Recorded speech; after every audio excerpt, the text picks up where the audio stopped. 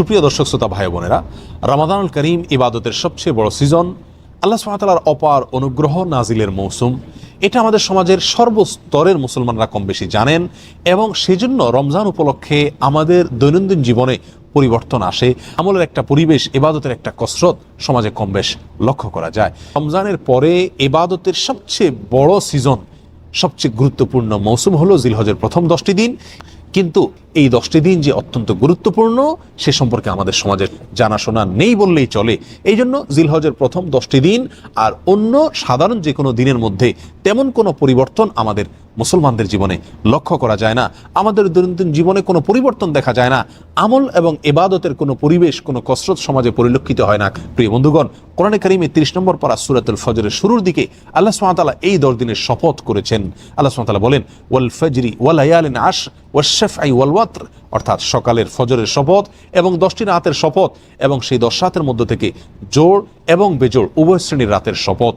এই আয়াতগুলোর তাফসীর প্রসঙ্গে মুফাসসিরিন ইকরাম লেখেন যে এখানে যে 10টি রাতের শপথ আল্লাহ সুবহানাহু ওয়া তাআলা করেছেন, জোড় বেজোড় রাতগুলোর শপথ আল্লাহ সুবহানাহু ওয়া তাআলা করেছেন, সেই রাতগুলো হলো জিলহজের প্রথম 10টি রাত। প্রিয় বন্ধুগণ, এই আয়াতগুলোতে আল্লাহ সুবহানাহু ওয়া তাআলা জিলহজের প্রথম 10 রাতের শপথ করাটা প্রমাণ করে যে জিলহজের প্রথম 10টি রাত আল্লাহ সুবহানাহু ওয়া তাআলার কাছে অত্যন্ত গুরুত্বপূর্ণ, তাৎপর্যপূর্ণ, অত্যন্ত ফজিলতপূর্ণ। সহিহ বুখারীর এক হাদিসে নবী সাল্লাল্লাহু আলাইহি ওয়াসাল্লাম ইরশাদ করেছেন, মা মিন আইয়ামিন আল আমালুস সালিহু ফীহিন্না আহাব ইলাল্লাহ মিন হাযিহিল আইয়াম।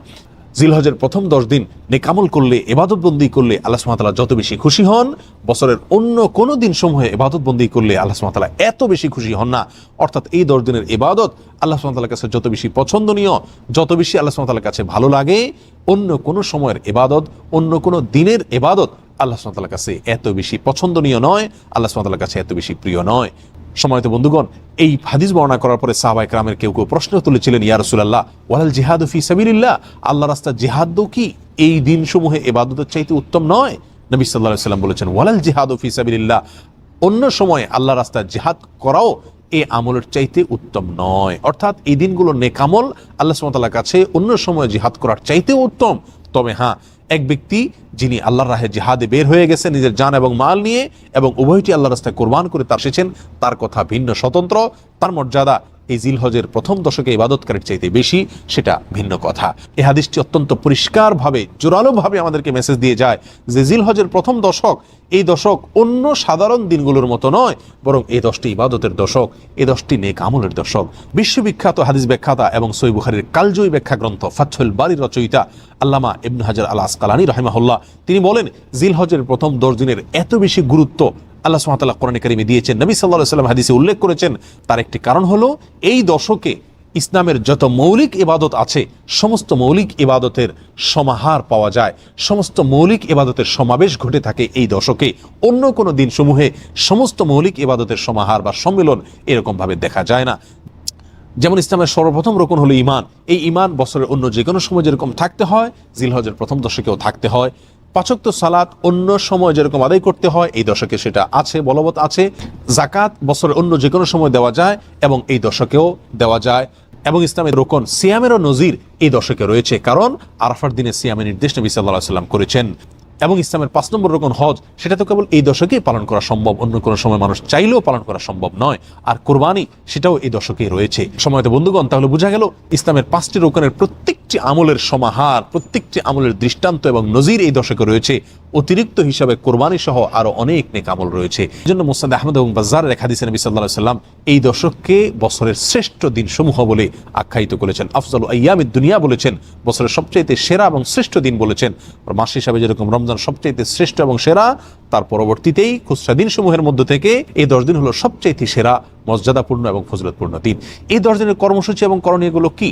কোরআন এবং হাদিসের আলোকে এই 10 দিনের বেশ কিছু কর্মসূচি আমরা পাই। তার ভিতরে প্রথম কর্মসূচি হলো আল্লাহর জিকির করা। আল্লাহর জিকির করা সূরা হাজর 28 নম্বর আয়াতে যেদিকে আল্লাহ সুবহানাহু ওয়া তাআলা ইঙ্গিত করেছেন, এই 10 দিনে বেশি বেশি আল্লাহর স্মরণ করা, জিকির করা, কোরআন এবং সুন্নাহ বর্ণিত বৈধ জিকিরগুলোকে সহিহ পদ্ধতিতে বেশি বেশি করব এই 10 দিনে। দ্বিতীয় কর্মসূচি হলো বেশি বেশি নেক আমল করব। রুটিন যে নেক আমলগুলো আছে সেগুলো অন্য দিনের চাইতে এই 10 দিনে বেশি করার চেষ্টা করব। 5 ওয়াক্ত সালাত অন্য দিনসমূহে যতটা গুরুত্ব দিয়ে আমি আদায় করি, এই 10 দিনে তার চাইতে বেশি গুরুত্ব দিয়ে আদায় করতে হবে।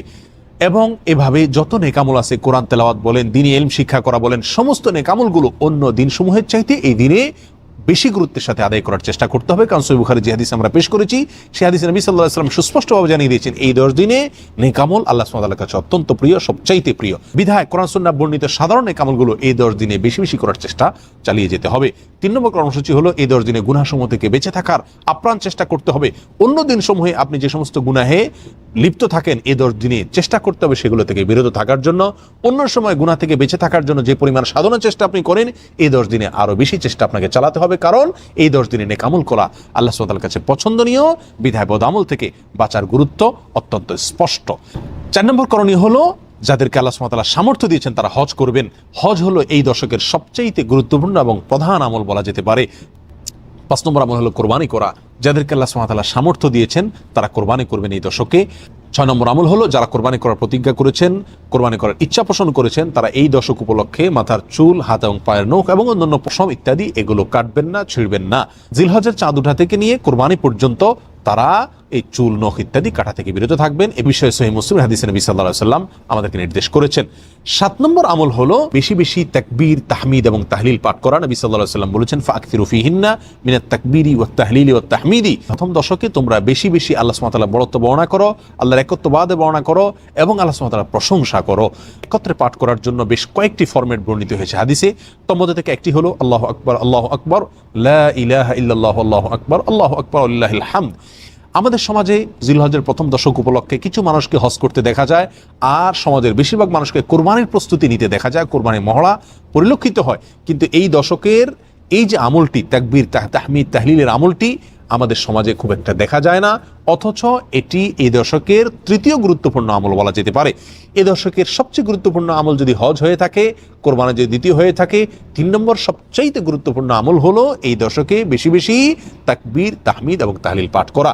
সাহাবী আবু হুরায়রা এবং আব্দুল্লাহ ইবনে ওমর রাদিয়াল্লাহু তাআলা আনহুমা তারা এই দশকে বেশি বেশি তাকবীর, তাহমিদ এবং তাহলিল পাঠ করার জন্য বাজারে চলে যেতেন এবং বাজারে গিয়ে তারা উচ্চ স্বরে এই তাকবীর, তাহমিদ এবং তাহলিল পাঠ করতেন, উদ্দেশ্য যাতে করে শুনে অন্যরাও পাঠ করতে পারে। আমাদের মধ্যে কয়জন মুমিন আছি যারা এই সৎসাহস রাখি যে আমি বাজারে গিয়ে, দোকানে গিয়ে, মার্কেটে গিয়ে উচ্চ স্বরে তাকবীর, তাহমিদ এবং তাহলিল পাঠ করবো এই আশায় যেন আমার তাকবীর, তাহমিদ, তাহলিল শুনে অন্যদেরও স্মরণে আসে, তারাও পাঠ করে। প্রিয় বন্ধুগণ, এই আমলটিকে সমাজে পুনর্জীবন দেওয়া অত্যন্ত গুরুত্বপূর্ণ। চেষ্টা করি জিলহজের প্রথম দশক উপলক্ষে দিনে রাতে চলতে ফিরতে, উঠতে বসতে, কর্মস্থলে, নিজের বাসস্থানে, সর্ব জায়গায় তাকবীর, তাহমিদ এবং তাহলিলের রব উঠাই দিই এবং পড়তে থাকি, অন্যকে শুনে শুনে পড়তে থাকি, উচ্চ স্বরে পড়তে থাকি। আল্লাহু আকবার, আল্লাহু আকবার, লা ইলাহা ইল্লাল্লাহু, আল্লাহু আকবার, আল্লাহু আকবার, ওয়ালিল্লাহিল হামদ। 8 নম্বর আমল হলো এই একই দোয়া আইয়ামে তাশরিকে প্রত্যেক সালাতের পরে নারী পুরুষ সকলে একবার করে পাঠ করা। অর্থাৎ ঈদের দিন এবং ঈদের পরে আরো 2 দিন, এই 3 দিন ফজর থেকে এশা পর্যন্ত প্রতিটি সালাতের পরে কমপক্ষে একবার করে আল্লাহু আকবার, আল্লাহু আকবার, লা ইলাহা ইল্লাল্লাহু, আল্লাহু আকবার, আল্লাহু আকবার, লিল্লাহিল হামদ, এটা বা অন্য যে কোনো ফরম্যাট হাদিসে বর্ণিত হয়েছে, এইসব ফরম্যাটে তাকবীর, তাহমিদ এবং তাহলিল পাঠ করা। এটি হলো 8 নম্বরের আমল। 9 নম্বরের আমল হলো আরাফার দিনে নফল সিয়াম রাখা। নবী সাল্লাল্লাহু আলাইহি ওয়াসাল্লাম বলেছেন সিয়াম ইয়াউমি আরাফাতা আহতাসিবু আলাল্লাহি আন ইউকাফিরা আস-সানা আল্লাতী ক্বাবলাহা ওয়াল্লাতী বা'দাহা আও কামা ক্বাল। অর্থাৎ আরাফার দিনের সিয়াম কেউ যদি রাখেন তো আল্লাহর প্রতি আমার ধারণা হলো যে তার পূর্বের, পেছনের 1 বছরের গুনাহ আল্লাহ সুবহানাহু ওয়া তাআলা মাফ করে দিবেন এবং সামনের অগ্রিম 1 বছরের গুনাহ আল্লাহ সুবহানাহু ওয়া তাআলা মাফ করে দিবেন। যদি সামনের 1 বছর কারোর বাঁচার তৌফিক না হয় তো আল্লাহ সুবহানাহু ওয়া তাআলা তাকে হয়তো 1 বছরের নেক আমল তার আমলনামায় দিয়ে দিবেন। অনেকেই বলেছেন জিলহজের 1 থেকে 9 তারিখ পর্যন্ত প্রত্যেকটা দিনই নফল সিয়াম রাখার গুরুত্ব রয়েছে। যাদের সামর্থ্য আছে প্রত্যেকটা দিন রাখি, আর যদি সামর্থ্য না থাকে কমপক্ষে আরাফার দিনে, যেদিন হাজী সাহেবরা আরাফাতের ময়দানে অবস্থান করেন সেই দিনে আমরা এই চেষ্টা করি। আল্লাহ সুবহানাহু ওয়া তাআলা সকলকে তৌফিক দান করেন। 10 নম্বর আমল হলো ঈদুল আজহার সালাত আদায় করা এবং ঈদুল ফিতরের সমস্ত সুন্নাহগুলো পালন করা। জিলহজের প্রথম দশকের 10টি কর্মসূচি আবারও আমি এক নজরে বলে দিচ্ছি। প্রথম কাজটি হলো বেশি বেশি আল্লাহর জিকির করা, দ্বিতীয়ত হলো বেশি বেশি নেক আমল করা, 3 নম্বর হলো গুনাহ থেকে বেঁচে থাকার জন্য বেশি বেশি চেষ্টা করা, 4 নম্বর হলো যাদের হজ ফরজ হয়েছে এবং হজ করার সামর্থ্য আছে তারা হজ করা, 5 নম্বর হলো যাদের কোরবানি করার সামর্থ্য আছে তারা কোরবানি করা, 6 নম্বর হলো যারা কোরবানি করার প্রতিজ্ঞা করেছেন, নিয়ত করেছেন, তারা হাতের নখ, পায়ের নখ, মাথার চুল এবং অন্যান্য পশম ইত্যাদি জিলহজের প্রথম দশকে না কাটা। নম্বর হলো এই দশকে উঠতে বসতে, চলতে ফিরতে, বাজারে ঘাটে সব জায়গায় নারী পুরুষ সকলে তাকবীর, তাহমিদ, তাহলিল বেশি বেশি পাঠ করা। পুরুষরা জোরে জোরে পড়বেন, নারীরা আস্তে আস্তে পড়বেন। আল্লাহু আকবার, আল্লাহু আকবার, লা ইলাহা ইল্লাল্লাহু, আল্লাহু আকবার, আল্লাহু আকবার, লিল্লাহিল হামদ। 8 নম্বর আমল হলো এই একই তাকবীর তাহমিদ তাহলিল আইয়ামে তাশরিকে প্রত্যেক ফরজ নামাজের পরে একবার করে পাঠ করা। আর 9 নম্বর আমল হলো আরাফার দিনে নফল সিয়াম রাখা এবং সম্ভব হলে 1 থেকে 9 তারিখ পর্যন্ত প্রত্যেকটা দিন নফল সিয়াম রাখা। 10 নম্বর আমল হলো ঈদের দিনের সমস্ত সুন্নাহ পালন করা, ঈদের সালাত আদায় করা। রমজানের পরে আয়তনে এবং গুরুত্বের বিচারে দ্বিতীয় বৃহত্তম ইবাদতের নেক আমলের এই সিজন সম্পর্কে আল্লাহ সুবহানাহু ওয়া তাআলা আমাদের সকলকে সচেতন হওয়ার, গুরুত্ব আরোপ করার তৌফিক দান করুন। বন্ধুগণ, জিলহজ তো প্রতি বছর একবার করে আসে। আমার জীবনে জিলহজ কতবার এসেছে, কিন্তু জিলহজের প্রথম দশকে নেক আমলের গুরুত্বের কোনো ছাপ আমার জীবনে কি আদৌ পড়েছে? এই প্রশ্ন আমরা প্রত্যেকে যার যার নিজের কাছে রাখি এবং এই প্রশ্নের আলোকে জীবনের অবশিষ্ট জিলহজগুলোকে ভিন্ন মাত্রায় নেক আমলের মাধ্যমে কাটাবার চেষ্টা করি। জিলহজের প্রথম দশক শুধু কোরবানির পশু কেনা বেচার দশক নয়, এই দশক ইবাদতের দশক, এই দশক আমলের দশক। নবী করিম সাল্লাল্লাহু আলাইহি সাল্লাম বলেছেন, মা মিন আইয়ামিন আল আমালুস সালিহু ফিহিন্না হাব্বু ইলাল্লাহ মিন হাযিহিল আইয়াম। কিলা ইয়া রাসূলুল্লাহ ওয়ালাল জিহাদু ফি সাবিলিল্লাহ? ক্বাল ওয়ালাল জিহাদু ফি সাবিলিল্লাহ।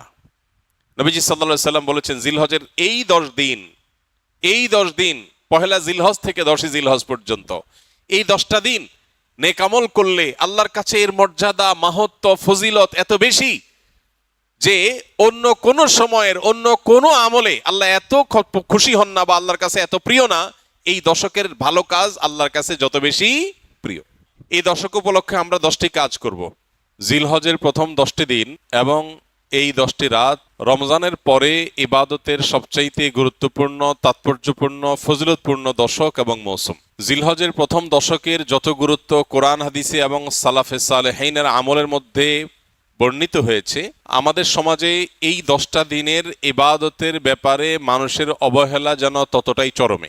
ইসলাম জিলহজের প্রথম 10 দিনের যত গুরুত্ব, যত তাৎপর্য বর্ণনা করেছে, এর ছিটে ফোটাও আমাদের সমাজে সচরাচর চোখে পড়ে না।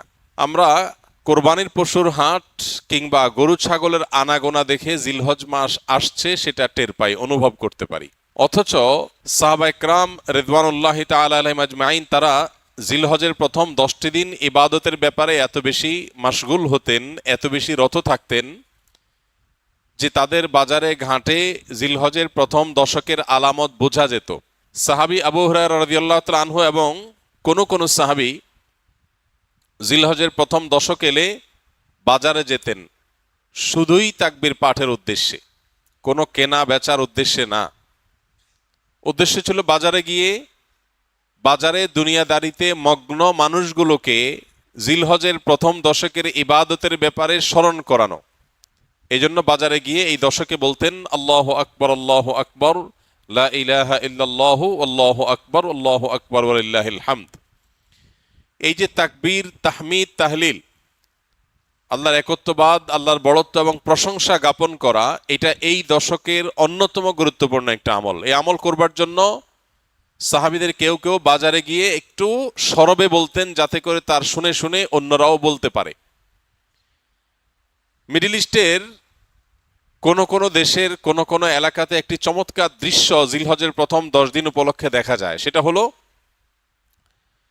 বিভিন্ন বাসাবাড়ির গেইটে, গ্যারেজে, বিভিন্ন সুপার শপ, শপিং মল, ছোট বড় দোকান ইত্যাদিতে ছোট্ট একটা ডিভাইস সেট করে সেখানে তাকবীরের অডিও অনবরত চালু করে রাখা হয়।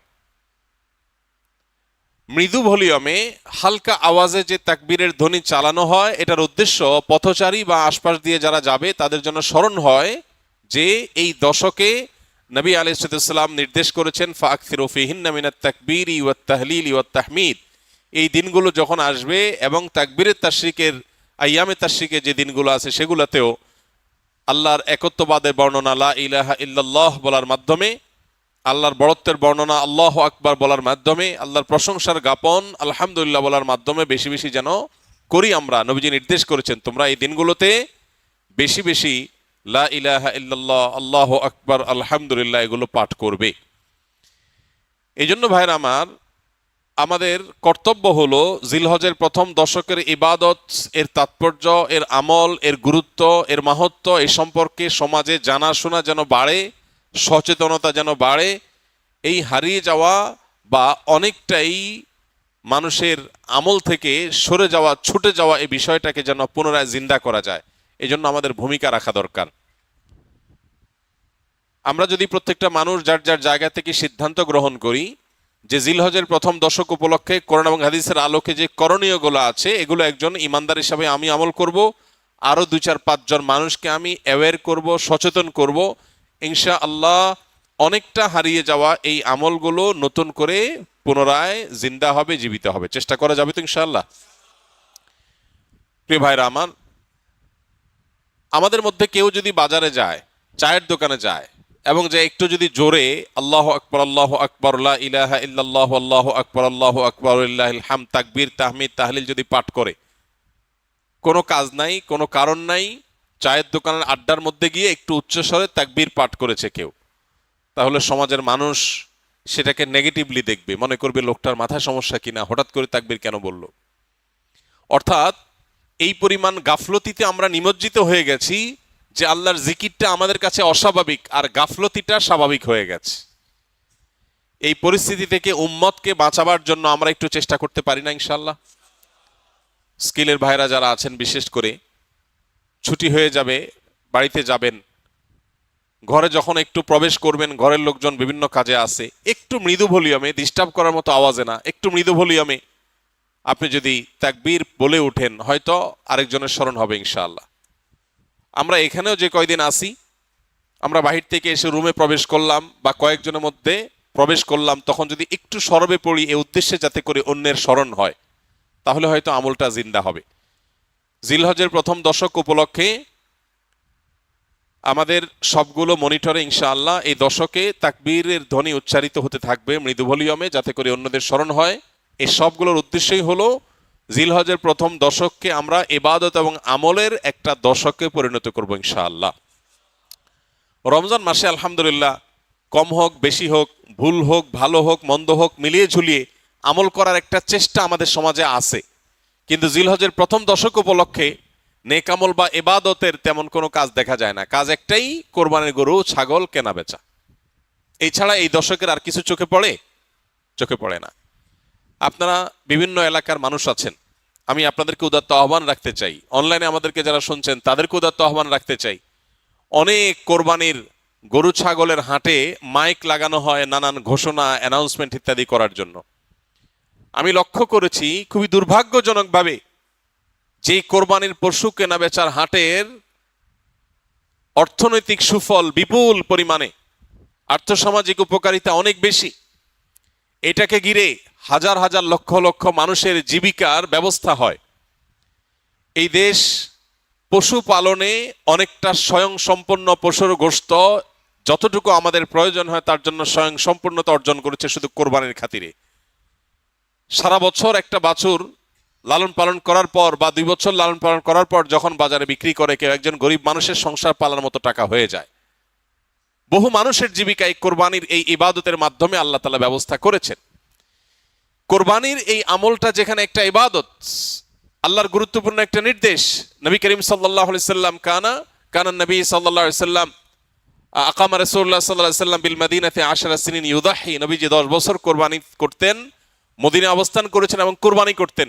শুধু বিদায় হজের সময় তিনি হজের সফরে ছিলেন, বাকি বছরগুলোতে তিনি মদিনা থেকে প্রতি বছর কোরবানি করতেন। তো কোরবানির এই আমলটা যেহেতু একটা ইসলামিক কাজ, একটা ইবাদত, সেই ইবাদতকে ঘিরে যে হাট বা বাজার হয় সেখানকার মাইকে গান এবং বাজনা বাজানো হয়, এর চেয়ে দুর্ভাগ্যজনক বাস্তবতার কি আছে? তো আপনাদেরকে আমরা উদাত্ত আহ্বান রাখতে চাই, এইসব মাইকে বিভিন্ন অ্যানাউন্সমেন্ট করতে হয়, বিভিন্ন ঘোষণা দিতে হয়, সেটা দেওয়া হোক। পাশাপাশি বাকি সময়গুলোতে মানুষের অ্যাটেনশন গ্রো করার জন্য গান বাজনা নয়, তাকবীরের ধ্বনি উচ্চারিত হোক। আমরা ইনশাল্লাহ দাওয়াতের নিয়তে, মাস্তানি না, কিসের নিয়তে? দাওয়াতের নিয়তে এরকম হাট বাজারগুলোতে যারা দায়িত্বশীল আছেন তাদেরকে গিয়ে যদি ফাউন্ডেশন একটা লিফলেট দেই আর একটু হাতে পায়ে ধরে আল্লাহর ভয় দেখাই যে আপনি যে গান বাজাচ্ছেন, এই গান শুনে যত মানুষ গুনাহগার হবে, এই হারাম মিউজিকের কারণে যত মানুষ গুনাহগার হবে, আপনি দায়ী হবেন। মানুষ এসছে ইবাদতের একটা কাজের জন্য, পশু কেনার জন্য, আপনি তাকে গুনাহ করতে বাধ্য করছেন, এটা হয় না। এলাকার ওলামা একরাম যাদের প্রভাব আছে, যাদের সামাজিক অবস্থান আছে, সেরকম ভালো 2-4টা মানুষকে সাথে নিয়ে আমরা দাওয়াতের উদ্দেশ্যে বললাম, আমাদের কথা যদি কেউ আমল নাও করে সওয়াব তো আমরা পেয়ে যাবো ইনশাআল্লাহ। চেষ্টা করা যাবে না ইনশাআল্লাহ? আমরা যদি এটা কেউ করতে পারি, পরবর্তীতে ছুটির পরে এসে ভাইজিদের কাছে আপনারা রিপোর্ট করবেন কে কোন বাজারে এই আমলটা করাইতে পারছেন, পারলে ভিডিও করে রেখে দিবেন। আমি ইনশাআল্লাহ ছুটির পরে, আমি হজর সফর থেকে ফিরে আসার পরে আপনাদের মধ্যে যারা এই কাজটা করতে পারবেন আমি আলাদা করে তাদেরকে পুরস্কার দেবো ইনশাআল্লাহ। আর আমার পুরস্কার আর কি, আল্লাহ রাব্বুল আলামিন সবচেয়ে বড় পুরস্কার ইনশাআল্লাহ দিবেন। চেষ্টা করা যাবে না ইনশাআল্লাহ? তো আমরা দাওয়াতের নিয়তে এই পরিকল্পনাটা করব যে কোরবানির পশুর হাটে গান বাজনা নয়, তাকবীর উচ্চারিত হওয়া উচিত। মানুষকে নরমের সাথে যুক্তি দিয়ে বোঝাতে হবে, রাগারাগি না, মানুষের সাথে ব্যবহার খারাপ করা না, দাওয়া হতে হবে সুন্দরভাবে। চেষ্টা করা যাবে না ইনশাআল্লাহ?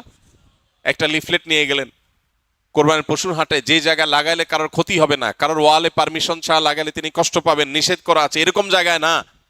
যেখানে লাগালে কারোর কোনো অসুবিধা হবে না এরকম জায়গায়। কোন একজন রিক্সা চালক ভাই তিনি সম্মতি দিয়েছেন তার রিক্সার পেছনে লাগাতে, তাহলে তার অনুমতি নেই, তার পেছনে লিফলেট লাগাই দেন যাতে করে এটা দেখে 10 জন মানুষ আমল করে।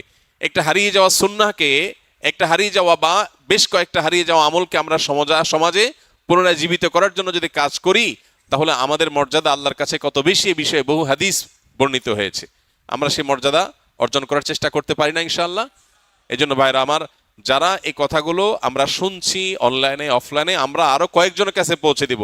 জিলহজের প্রথম দশক শুধু কোরবানির পশু কেনা বেচার দশক নয়, এই দশক ইবাদতের দশক, এই দশক আমলের দশক। নবী করিম সাল্লাল্লাহু আলাইহি সাল্লাম বলেছেন, মা মিন আইয়ামিন আল আমালুস সালিহু ফিহিন্না হাব্বু ইলাল্লাহ মিন হাযিহিল আইয়াম। কিলা ইয়া রাসূলুল্লাহ ওয়ালাল জিহাদু ফি সাবিলিল্লাহ? ক্বাল ওয়ালাল জিহাদু ফি সাবিলিল্লাহ। নবীজি সাল্লাল্লাহু আলাইহি সাল্লাম বলেছেন, জিলহজের এই 10 দিন, পহেলা জিলহজ থেকে 10ই জিলহজ পর্যন্ত, এই 10টা দিন নেক আমল করলে আল্লাহর কাছে এর মর্যাদা, মাহাত্ম্য, ফজিলত এত বেশি যে অন্য কোন সময়ের অন্য কোন আমলে আল্লাহ এত খুশি হন না বা আল্লাহর কাছে এত প্রিয় না। এই দশকের ভালো কাজ আল্লাহর কাছে যত বেশি প্রিয়। সাহাবীগণ জিজ্ঞাসা করলেন, হে আল্লাহর রাসূল, অন্য সময় আল্লাহর রাস্তায় জিহাদ করলে যে বিপুল ফজিলত, সেটার মর্যাদাও কি এই দিনের চাইতে বা সেটাও কি আল্লাহর কাছে বেশি প্রিয় না? নবীজি বলেছেন, না, ওয়ালাল জিহাদু ফি সাবিলিল্লাহ। অন্য সময় জিহাদ করেও আল্লাহর কাছে এই দশকে নেক আমলের সমান সওয়াব পাওয়া সম্ভব না বা আল্লাহর প্রিয় নয়। তবে অন্য সময় যদি কেউ জিহাদ করতে বের হয়ে তার জান মাল সব কোরবান করে দেয়, তার কথা ভিন্ন, তার সাথে কারো কোনো তুলনা নেই। তাহলে ভাইরা আমার, এই দশকে নেক আমলের ব্যাপারে নবী আলাইহিস সালাম এত বেশি গুরুত্ব আরোপ করেছেন, এত বেশি গুরুত্ব দিয়েছেন, আল্লাহ তাআলার কাছে সবচেয়ে বেশি প্রিয়। এই জন্য এই দশকে আমরা নেক আমল করার চেষ্টা করবো তো ইনশাআল্লাহ? এই দশক উপলক্ষে আমরা 10টি কাজ করব। নাম্বার 1, এই দশক উপলক্ষে সাধারণ যে নেক আমলগুলো আছে, রুটিন যে ভালো কাজগুলো আছে, এগুলো বেশি বেশি করব। কারণ এই যে মাত্র যে হাদিসটা শুনলাম যে এই দশকের ভালো কাজ আল্লাহর কাছে সবচেয়ে বেশি প্রিয়, অতএব আল্লাহর কাছে যেহেতু সবচেয়ে বেশি প্রিয়, রমজানের পরে, রমজান তো মাস হিসাবে সবচেয়ে সেরা, দিন হিসাবে সবচেয়ে সেরা এই দশক, এই দশকের আমল যেহেতু আল্লাহর কাছে বেশি প্রিয়, অতএব এই দশকে যে কোনো ভালো কাজ, 5 ওয়াক্ত নামাজ পুরুষরা জামাতের সাথে তাকবীরুল্লাহর সাথে যতটা গুরুত্বের সাথে সম্ভব পড়বো, আর মহিলারা সময় মতো যথাসম্ভব উত্তম উপায়ে আমরা নামাজ পড়বো। এর বাইরে নফল নামাজগুলো পড়ার চেষ্টা করবো, ইশরাক তাহাজ্জুদের চেষ্টা করবো ইনশাআল্লাহ। যত নফল আমল করা যায়, ফরজ আমলগুলোর ইহতিমাম বা গুরুত্ব আরোপ করা যায় সেগুলো করব। 1, নেক আমল করা বেশি বেশি, কোরআন তেলাওয়াত, জিকির, আজকার সবগুলো। নাম্বার 2, যত রকম গুনাহ এবং পাপের কাজ আছে এগুলো সারা বছরই নিষিদ্ধ, হারাম। হারাম তো সারা বছরই হারাম। যে আমল, যে কাজ গুনাহ, সেটা সারা বছর করাটাই গুনাহ, কিন্তু এই দশকে করাটা বিশেষভাবে নিষিদ্ধ এবং এই দশকে করাটা বিশেষভাবে জঘন্য। কারণ যে দশকে আল্লাহর কাছে নেকামল করা প্রিয়, সে দশকে আপনি বদামল করলেন, সেটা আরো জঘন্য হবে না?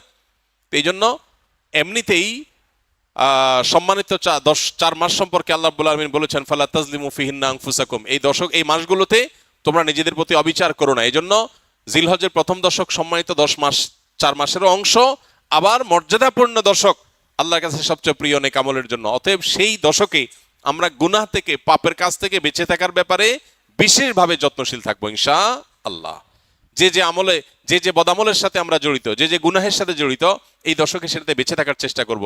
মোবাইলে, সোশ্যাল মিডিয়াতে, ফেসবুকে, হোয়াটসঅ্যাপে, ইউটিউবে কোনো হারাম জিনিস দেখবো না, শুনবো না এবং হারাম কাজ করবো না ইনশাআল্লাহ।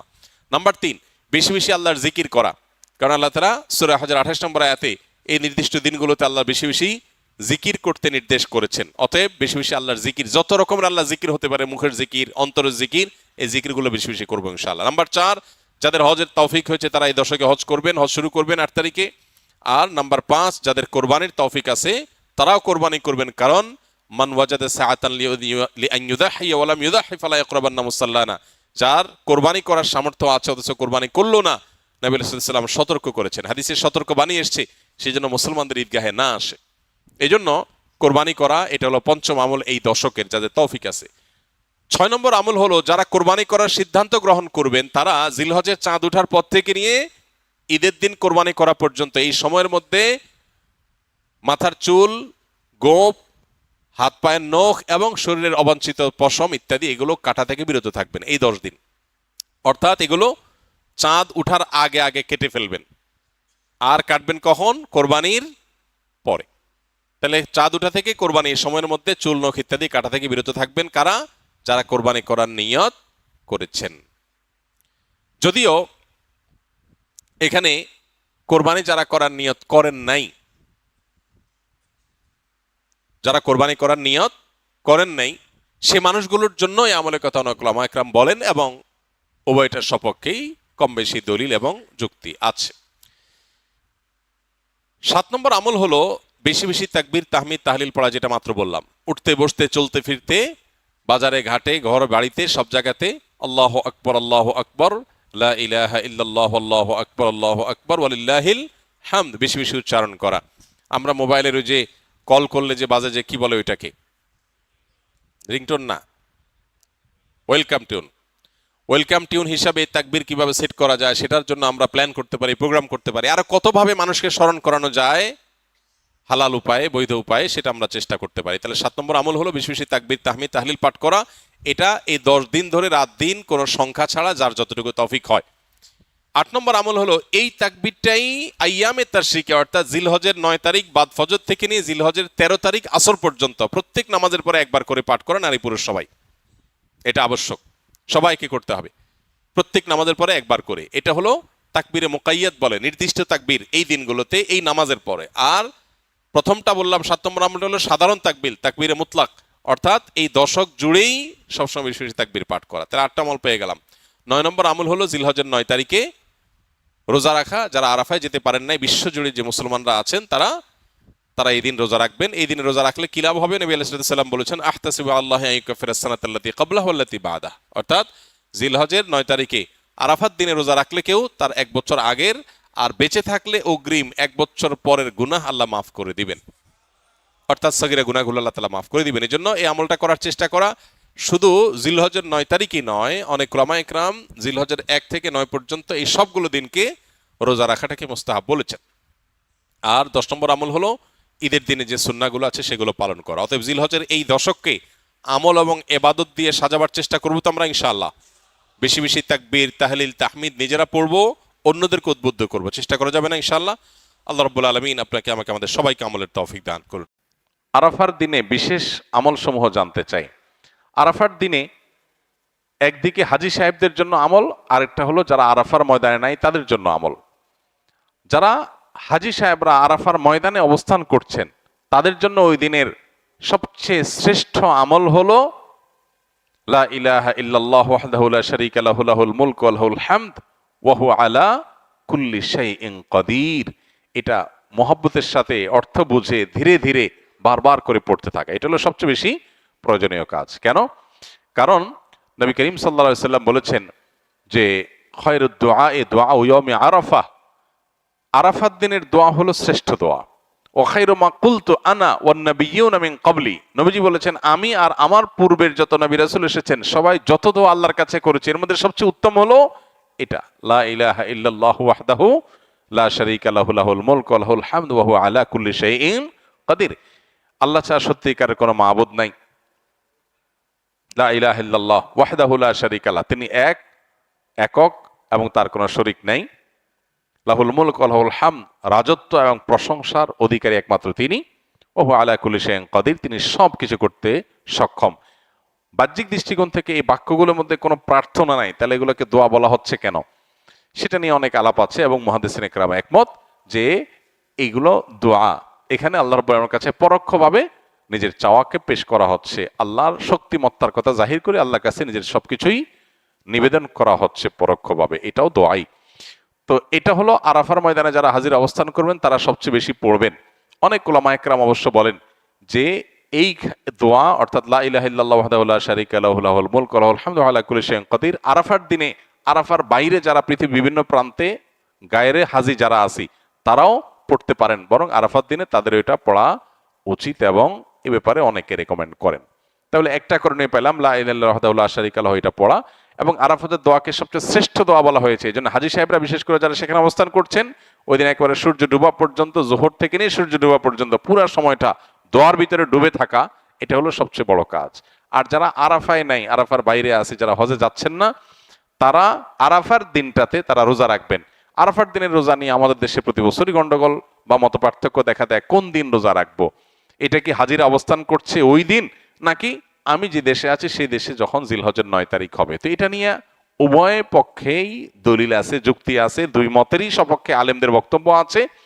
সেক্ষেত্রে তুলনামূলকভাবে আমি যে দেশে আছি সেই দেশে জিলহজের 9 তারিখটা হলে সেটাকে আরাফার দিন হিসাবে, আরাফার দিন যদিও বাহ্যিকভাবে মনে হয় যে আরাফার ময়দানের সাথে সংশ্লিষ্ট, কিন্তু আসলে এই যে দিনগুলা ইয়াউমুত তারবিয়া, ইয়াউমে আরাফা, ইয়াউমুন নাহার, ইয়াউমুত তারবিয়া বলা হয় জিলহজের 8 তারিখকে, ইয়াউমুল আরাফা বলা হয় জিলহজের 9 তারিখকে, ইয়াউমুন নাহার বলা হয় জিলহজের 10 তারিখকে। এখন এই নামগুলো যদিও হাজিদের হজের সাথে রিলেটেড, কিন্তু হজের বাইরে যারা আছে তাদের জন্য আপনার ফিকহের কিতাবগুলোতে বিভিন্ন দ্বীনি কিতাব পুস্তকে ইয়াউমে তারবিয়া, ইয়াউমুন নাহার বলা হয়েছে। এর মানে এইটা না যে হাজিদের সাথে মিল করতে হবে, যে দেশে যেটা হবে সেটাই প্রযোজ্য হয়। তো সেই আলোকে ইয়াউমে আরাফা আপনি যেখানে অবস্থান করছেন সেখানকার 9 তারিখ হিসাব করে রোজা রাখতে পারেন। যদি আপনার কাছে বেশি মনে হয় যৌক্তিক যে না হাজিদের অবস্থানের সাথে মিল করে রাখাটা, যেহেতু নামের মধ্যেই ইয়াউমে আরাফা আছে, অতএব ওইটা আমি রাখবো, তো সেক্ষেত্রে আমি সেটাও করতে পারেন, কোনো অসুবিধা নেই। কোনো কোনো রেওয়ায়তের আলোকে জিলহজের প্রথম 9 দিনের প্রত্যেক দিন রোজা রাখা উচিত, কারণ মামিন আইয়ামিন আল আমালুস সালিহু ফিহিন্না আহাব্বু ইলাল্লাহ মিন হাযিহিল আইয়াম, বুখারীর হাদিস রয়েছে। এই দশকটাতে এমনি নেকামল করা উচিত, অতএব নফল রোজা আপনি প্রথম সবগুলো দিন রাখতে পারেন, তাহলে আর কোনো ইখতিলাফের ঊর্ধ্বে এমনিই উঠে গেলেন। অতএব আরাফার দিনে আরাফাতের বাইরে যারা আছেন তারা রোজা রাখবেন, আর আরাফাতে যারা আছেন তারা কি করবেন? ওই যে লা ইলাহা ইল্লাল্লাহু ওয়াহদাহু লা শারীকা লাহু বেশি বেশি পড়বেন আর বেশি বেশি আল্লাহর কাছে দোয়া করবেন। দোয়াটা অবশ্য আমরা আরাফাতে যারা নাই তারাও করতে পারি। বাজারে বিভিন্ন দোকানে সহজ কিস্তিতে ঘর সাজানোর বিভিন্ন ফার্নিচার, ইলেকট্রনিক পণ্য, মোবাইল, ল্যাপটপ ইত্যাদি দিয়ে থাকে, যেগুলো কিস্তিতে নিতে গেলে ইন্টারেস্ট দিতে হয়। এখন আমরা যারা নগদে পণ্য কিনতে পারি না, কিস্তিতে পণ্য নিলে গুনাহ হবে কিনা? কোনো অসুবিধা নাই, কিস্তিতে কেনা বেচা জায়েজ আছে, এবং কিস্তিতে কেনার কারণে একটু দাম বেশি নিচ্ছে যে সেটাও জায়েজ আছে, কোনো অসুবিধা নেই। নবী করিম সাল্লাল্লাহু আলাইহি সাল্লামের হাদিসে পরিষ্কারভাবে কিস্তিতে কেনা বেচা, অর্থাৎ এখন ক্রয় বিক্রয় হয়ে গেল এবং পণ্য হস্তান্তর হয়ে গেল, মূল্যটা থেকে থেকে থেমে থেমে ধীরে ধীরে পরিশোধ করার এরকম সিস্টেমে বিক্রি নবী সাল্লাল্লাহু আলাইহি ওয়াসাল্লামের সময়ও ছিল, কিন্তু নবী করিম সাল্লাল্লাহু আলাইহি ওয়াসাল্লাম সেটাকে অনুমোদন করার সময় এরকম কোনো শর্ত দেন নাই যে দাম বেশ কম করা যাবে না। অতএব আমি একটা জিনিসকে কিস্তিতে বিক্রি করলাম, 10 টাকার জিনিস আমি 15 টাকা বিক্রি করলাম, তুমি 15 কিস্তিতে আমাকে টাকাটা দিবা, এটা হালাল, সম্পূর্ণ হালাল, এভাবে নেওয়াও জায়েজ, দেওয়াও জায়েজ। আমি জোহরের সুন্নত নামাজ 4 রাকাত নিয়ত করেছি, ইতোমধ্যে জোহরের ফরজ নামাজ শুরু হয়ে গিয়েছে, এমত অবস্থায় আমি 2 রাকাত নামাজ পড়ে সালাম ফিরিয়ে জামাতের অংশ নিয়েছি, নিয়ত করেছি 4 রাকাতের, কিন্তু নামাজ পড়লাম 2 রাকাত, এতে আমার নামাজ হয়েছে কিনা? উত্তর হলো হ্যাঁ হয়েছে, কোনো অসুবিধা নেই, বরং এটাই উচিত। ইদা উকিমাতুস সালাহ ফালা সালাতা ইল্লাল মাকতুবা, নবীজি সাল্লাল্লাহু আলাইহি ওয়াসাল্লাম বলেছেন ফরজ নামাজের একামত যখন শুরু হবে তখন আর ফরজ ছাড়া আর কোনো নামাজ চলবে না। চলবে না মানে তখন আর কোনো নামাজ স্টার্ট করা উচিত না। এখন কেউ 4 রাকাত সুন্নতের নিয়ত করছে, 2 রাকাতের বৈঠকে একামত শুরু হয়ে গেছে, তখন সে সালাম ফিরে নামাজ শেষ করবে। নিয়ত করছে 4 রাকাত, পড়ছে কয় রাকাত? 2 রাকাত। প্রতি 2 রাকাত ফরজ নামাজের বাইরে সব নামাজগুলোতে প্রতি 2 রাকাতের পর একটা কি আসে? স্টেশন আছে, চাইলে সেখানে ক্লোজ করা যাবে, এর কারণে কোনো গুনাহ হবে না, সেজদা সাহু দিতে হবে না। তবে 4 রাকাত সুন্নত তো আর আদায় হলো না, এটা আপনি ফরজের পরে 2 রাকাত সুন্নতের পরে সুযোগ থাকলে ওই 4 রাকাত সুন্নত আলাদা করে আপনার আদায় করা উচিত, সেটা ভিন্ন বিষয়, কিন্তু আপনার নামাজ হয়ে যাবে, 2 রাকাতের সওয়াব আপনি পাবেন, যেটা হয়ে গেল। আরাফার দিনের রোজা এর ফজিলত অপরিসীম। নবী করিম সাল্লাল্লাহু আলাইহি সাল্লাম বলেছেন, আরাফার দিনের রোজা যদি কেউ রাখে, আল্লাহর কাছে আমি ধারণা রাখি, আল্লাহর প্রতি আমার ধারণা হলো এই রোজার বিনিময়ে আল্লাহ তাআলা রোজাদার ব্যক্তিকে 1 বছরের পেছনের 1 বছরের সামনের অগ্রিম গুনাহ আল্লাহ তাআলা মাফ করে দিবেন। ইসলামের অন্য কোনো আমল এরকম পাওয়া যায় না যে আমল করলে অগ্রিম আল্লাহ সুবহানাহু ওয়া তাআলা গুনাহ মাফ করে দিবেন। আরাফার দিনের রোজার এত ফজিলত যে পেছনের তো বটেই, সামনের 1 বছরের আল্লাহ সুবহানাহু ওয়া তাআলা ছোটখাটো গুনাহগুলো কি করবেন? মাফ করে দিবেন। অতএব আরাফার দিনের রোজা আমাদের সকলের রাখা উচিত। কিন্তু এই রোজা রাখতে গিয়ে একটা বিভ্রান্তির মুখোমুখি আমরা হই, একটা প্রশ্নের মুখোমুখি আমরা হই। সেটা হলো যে আমরা আরাফাতের দিনের রোজাটা বাংলাদেশে মানুষেরা কোন দিনে রাখবো? আমরা কি 9 তারিখে রাখবো নাকি 8 তারিখে রাখবো?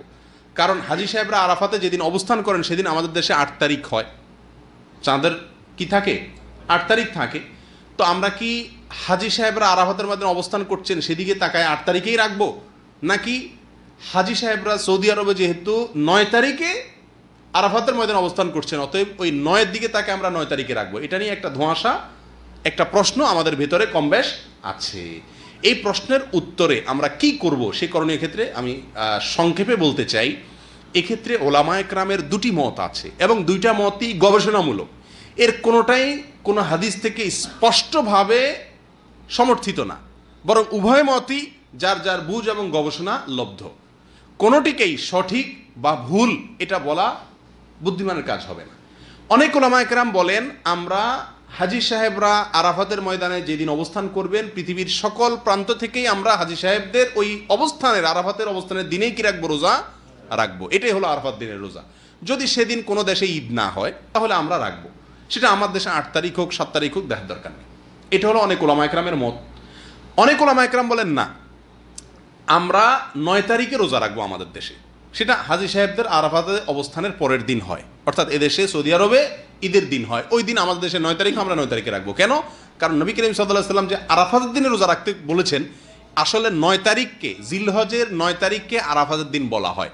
এখানে তারিখটা হলো উদ্দেশ্য, আরাফাতের দিন এটা হলো শুধুমাত্র নাম। জিলহজের 10 তারিখে ইয়মুন নাহর বলা হয়, জিলহজের 9 তারিখে ইয়মে আরাফা বলা হয়, জিলহজের 8 তারিখে ইয়মুত তারবিয়া বলে। এগুলো হলো এই দিনগুলোর এক একটা নাম। যেহেতু নবী সাল্লাল্লাহু আলাইহি ওয়াসাল্লাম আরাফার দিন রোজা রাখতে বলছেন, অতএব 9 তারিখে রাখবেন, এরকম একটা মত ওলামায়ে কেরাম বলেন। এখন আমরা কোন দিকে যাব? 8 তারিখে রাখবো নাকি 9 তারিখে রাখবো? আমি বলি, যেহেতু কোনো মতের পক্ষেই সুস্পষ্ট কোনো হাদিস নাই, অতএব আমাদের জন্য সবচেয়ে যুক্তিসঙ্গত হলো দোনো দিন রাখা, 8 তারিখে এবং 9 তারিখে রাখা। কারণ জিলহজের 1 থেকে 9 তারিখ পর্যন্ত এর প্রত্যেকটা দিনই আমাদের কম বেশ রোজা রাখার চেষ্টা করা উচিত। নবী সাল্লাল্লাহু আলাইহি ওয়াসাল্লাম বলেছেন, মা মিন আইয়ামিন আল আমালুস সালিহু ফীহিন্না আহাব ইলাল্লাহ মিন হাযিহিল আইয়াম। জিলহজের 10 দিনের চাইতে অন্য কোনো দিনে আমল আল্লাহ তাআলার কাছে বেশি প্রিয় না। এই জন্য ওলামায়ে কেরাম বলেন যে এই 10 দিনের প্রথম দিনগুলো, ঈদের দিন বাদে প্রথম দিনগুলো প্রত্যেকটা দিনই কি রাখা উচিত? নফল রোজা রাখা উচিত।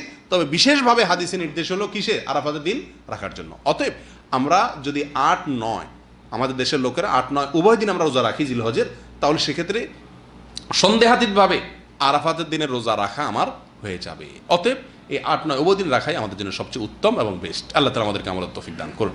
ভাইরা আমার, ইস্তেগফার সকল সমস্যার সমাধান। ইস্তেগফারের ভিতরে সবচেয়ে শ্রেষ্ঠ ইস্তেগফার হলো সাইয়্যিদুল ইস্তেগফার। সাইয়্যিদুল ইস্তেগফারটা যদি মুখস্থ না পারেন, অন্তত লিখিত ভার্সনটা পড়েন। সাইয়্যিদুল ইস্তেগফারের যে অর্থ, এটার যে মর্ম, বড় হৃদয়গ্রাহী ভাই, বড় মর্মস্পর্শী। ইমানদার এটার অর্থের দিকে তাকায় যদি পড়ে, তো তার অন্তর না গলে পারে না।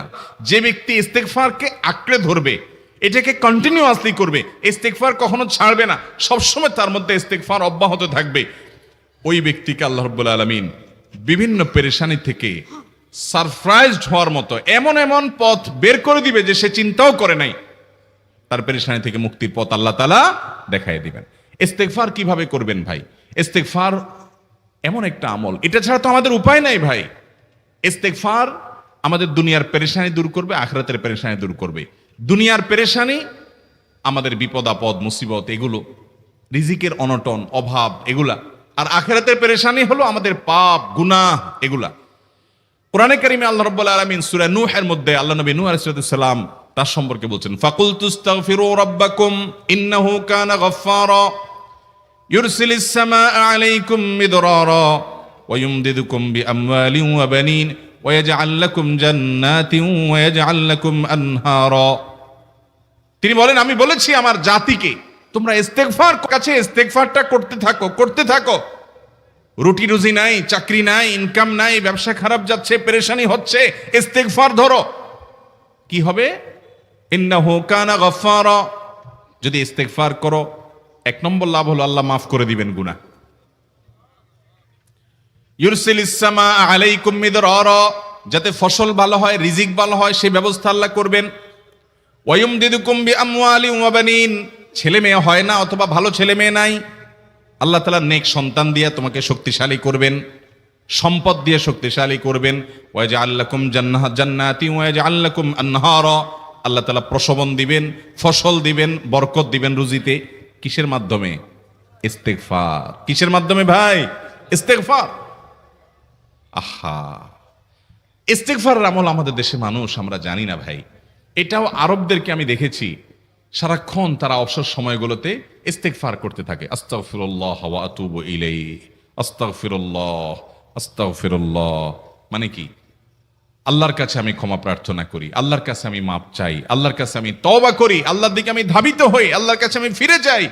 আস্তাগফিরুল্লাহ, আস্তাগফিরুল্লাহ। আপনি বসে আছেন নিরিবিলি, ভাইরা আমার, এখন আর নিরিবিলি বলতে কোনো সময় নাই, এখন আর ফ্রি টাইম নাই, এখন আর আমাদের অবসর টাইম নাই। আস্তাগফিরুল্লাহ কখন বলবো? মোবাইল টিপতে টিপতে টিপতে টিপতে, ফেসবুকে নোটিফিকেশন দেখতে দেখতে দেখতে, লাইক কমেন্ট গুনতে গুনতে আমাদের এখন কোনো ফুরসত নাই।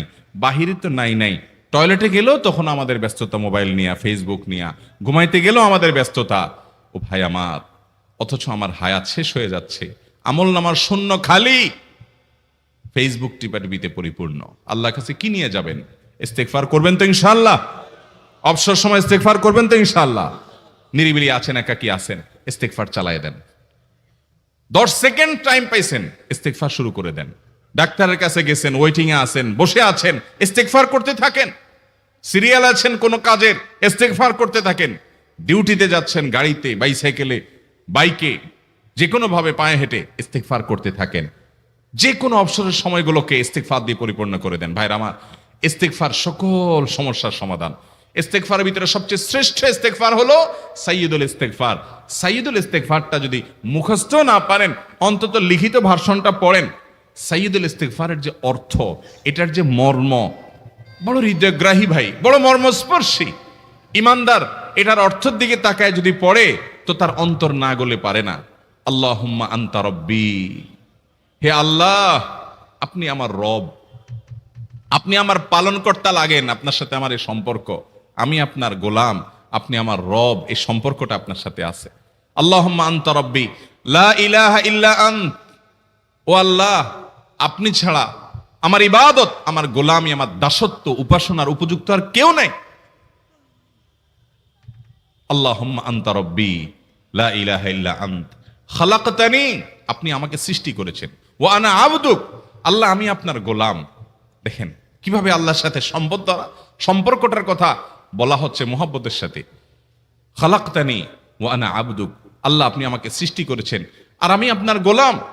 ওয়া আনা আলা আহদিকা ওয়া ওয়া'দিকা মাস্তাতা'তু, আল্লাহ আপনার সাথে যে অঙ্গীকার করেছিলাম, আলাস্তু বিরব্বিকুম, আপনি জিজ্ঞেস করেছেন, আলমে আরওয়াহাতে আমরা বলেছি বালা, হ্যাঁ আপনি আমার রব।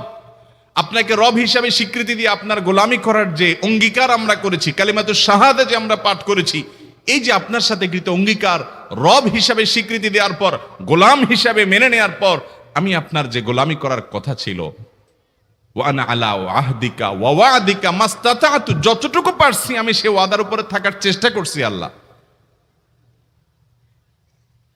ওয়া আনা আলা আহদিকা ওয়া ওয়া'দিকা মাস্তাতা'ত আবুউ লাকা বিনি'মাতিকা আলাই, আল্লাহ আমি স্বীকার করি আপনি আমার প্রতি অনেক নিয়ামত দিয়েছেন, অনেক নিয়ামত দিয়েছেন, এটা আমি স্বীকার করি। ওয়া আবুউ লাকা বিযামবি, আর আমি এও স্বীকার করি যে আল্লাহ অনেক অপরাধ, অনেক পাপ আমার দ্বারা হয়ে গেছে। ফাগফিরলি, অতএব আপনি আমাকে মাফ করে দেন। ফাইন্নাহু লা ইয়াগফিরুয যুনুবা ইল্লা আনতা, কারণ আপনি ছাড়া আর কেউ গুনাহ ক্ষমা করতে পারবে। ভাইরা আমার, অর্থের দিকে লক্ষ্য করে করে, মর্মটা বুঝে বুঝে একটু সাইয়্যিদুল ইস্তেগফার পড়েন। লেখা দেখে দেখে পড়েন, ইউটিউব থেকে দেখে দেখে পড়েন, কিন্তু পড়েন।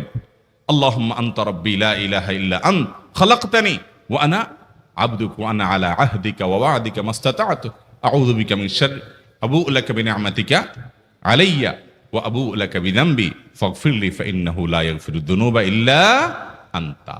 এটা হলো বড় ইস্তেগফার। এত বড় ইস্তেগফার পড়তে পারেন না, কোনো পেরেশানি নাই, কোনো অসুবিধা নাই। সবচেয়ে ছোট ইস্তেগফার হলো আস্তাগফিরুল্লাহ, আস্তাগফিরুল্লাহ, আস্তাগফিরুল্লাহ। আল্লাহ আপনার কাছে ক্ষমা চাই, কত ভুল হয়ে যায়, কত অন্যায় হয়ে যায়। ভাইরা আমার, এটা হলো রিমুভার। ভুল করে কিছু লিখছেন, রিমুভ করে ফেলছেন, শেষ হয়ে গেছে।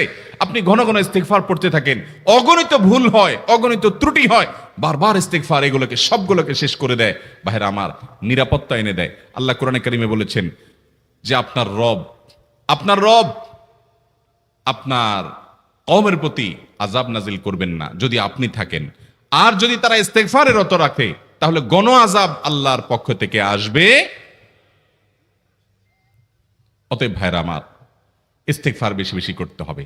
6টা আমল, 6টা জিকির, দোয়া হলো শত শত হাজার দোয়া এবং জিকিরের সান্নিধ্যাসের। দ্বিতীয়টা হলো ইস্তেগফার। চেষ্টা করবো না ইনশাআল্লাহ ইস্তেগফার করার, চলতে ফিরতে আস্তাগফিরুল্লাহ ওয়া আতুবু ইলাইহি, অথবা শুধু আস্তাগফিরুল্লাহ।